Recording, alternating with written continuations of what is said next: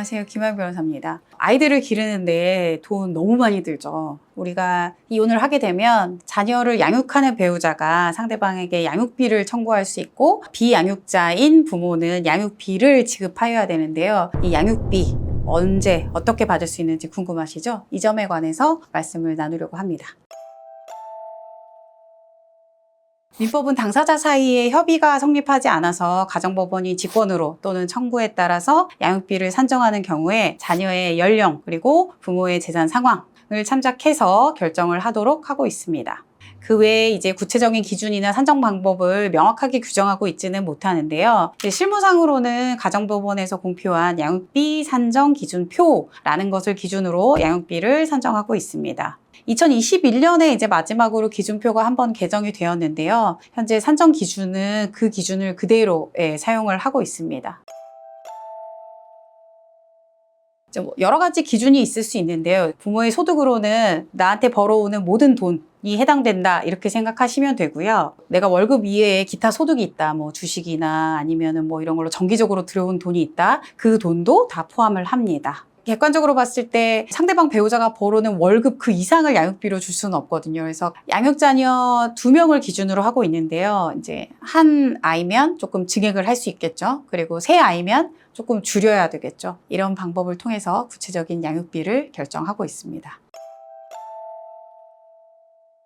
교육비나 물가 상승 등을 감안해서 기존에 정한 양육비를 증액한 사례는 많이 있습니다. 그 사례 중에 하나는요, 협의 이혼을 하면서 양육비로 자녀가 성인이 될 때까지 매월 30만 원을 지급하라. 그리고 뭐 등록금이나 수술비, 병원비 이렇게 비정기적으로 나가는 큰 비용은 반씩 부담을 하기로 정했습니다. 그런데 알고 보니 남편은 제대로 된 양육비 지급을 이행을 하지 않았고요. 그리고 후에 알고 보니 전 와이프는 남편이 대기업으로 이직을 해서 근무하면서 형편이 나아진 사실을 알게 되었습니다. 이를 알게 된 그 전 배우자는 지금까지 미지급한 양육비를 지급하고 그리고 매월 지급되는 양육비를 증액해 달라면서 소송을 제기한 것입니다. 재판부는 이에 대해서 자녀의 나이와 양육 상황, 그리고 전 남편의 경제 사정, 그리고 자녀가 성장함에 따라 양육에 필요한 비용이 늘어난다. 이런 점을 종합해서 자녀의 복리를 위해서 변경할 필요가 있다고 판단을 하고 증액을 인정하였습니다.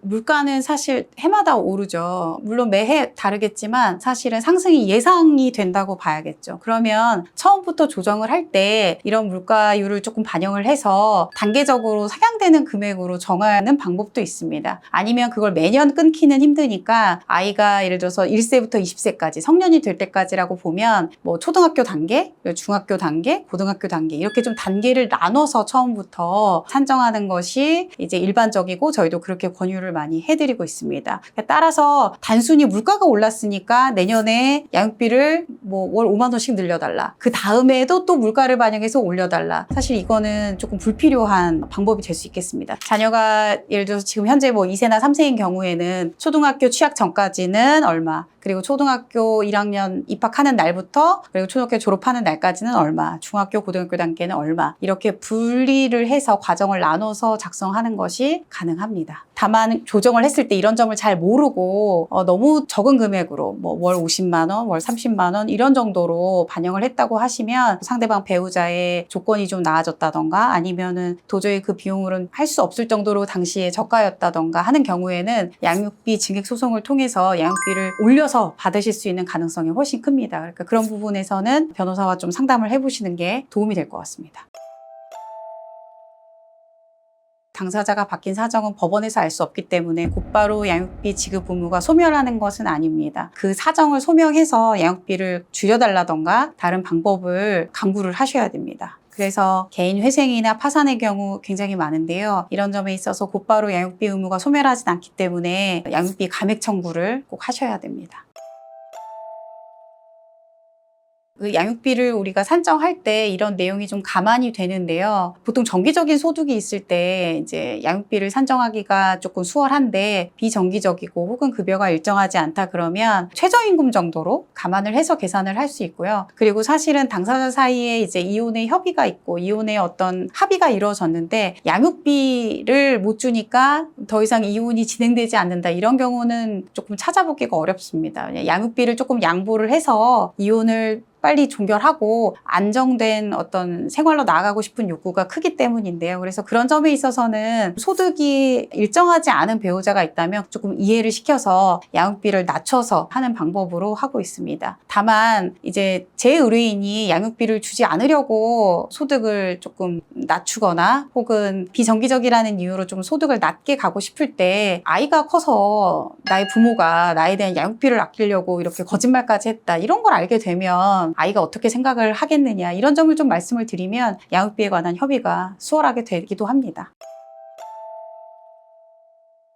이혼 당시에는 여러 가지 이유로 양육비에 관한 협의가 없었을 수 있습니다. 그 점에 대해서는 협의가 없었다면 다시 양육비를 청구할 수 있고요. 왜냐하면 양육비는 당연히 지급해야 될 의무이기 때문입니다. 자녀가 있으면. 그렇기 때문에 과거에 미지급된 양육비도 계산할 수 있고요. 그리고 장래에 나올 양육비도 계산해서 청구를 할 수 있습니다.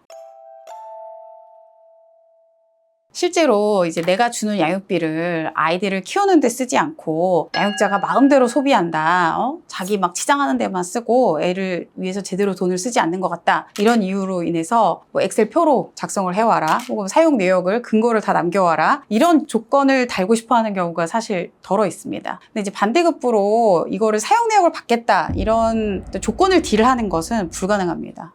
이를 조건으로 하더라도 실제로 이행 여부를 확인하기 어렵고, 또 판결문에 적어도 뭐 집행이 되지 않기 때문에 이런 내용으로는 안 되는데요. 조건을 거는 거는 현재로서는 불가능합니다. 그래서 만약에 자녀의 양육비가 제대로 사용되지 않고 있다는 거는 자녀의 양육이 제대로 되지 않고 있다, 이렇게 의심하시는 거잖아요. 그러면 양육자 변경 청구를 통해서 내가 양육을 하겠다, 이렇게 하셔야지 목록을 가져와라, 이거는 안 됩니다. 양육비를 주지 않는 부모가 너무 많아서 사회적으로 상당히 문제가 있었죠. 그래서 뭐 이런 사람들을 특정을 해서 올리는 그런 사이트도 있을 정도였는데요. 그래서 이제 나오는 것이 양육비 이행 확보 및 지원에 관한 법률입니다. 그래서 양육비 이행 명령을 청구할 수 있습니다. 이 법은 이제 미성년 자녀를 직접 양육하는 부 또는 모가 미성년 자녀를 양육하지 아니하는 부 또는 모에게 양육비를 원활히 받을 수 있도록 이행 확보 등을 지원하는 법률인데요. 방법으로는 14조로 한시적 양육비 긴급 지원하는 방법이 있습니다. 그래서 이거를 신청하실 수 있고요. 그 다음으로는 양육비 채무 불이행을 하는 경우에는 심의 의결을 거쳐서 여성가족부 장관은 그 양육비 채무자의 운전 면허 효력 정지를 요청할 수 있습니다. 물론 예외는 있어서 양육비 채무자가 해당 운전면허를 직접적인 생계유지 목적으로 사용하고 있는, 예를 들면 뭐 택시기사라던가 면허를 정지하면 생계를 유지할 수가 없잖아요. 그러니까 이런 경우에는 예외적으로 하지 아니할 수 있지만 다른 일반적인 경우에는 운전면허 정지 처분을 요청할 수 있습니다. 그리고 또 하나로는 출국금지 요청 및 명단 공개, 이런 방법도 있습니다. 오늘은 양육비에 관해서 궁금하신 점을 말씀을 드렸는데요. 또 다른 궁금점이 있으시면 아래에다가 댓글로 남겨주세요.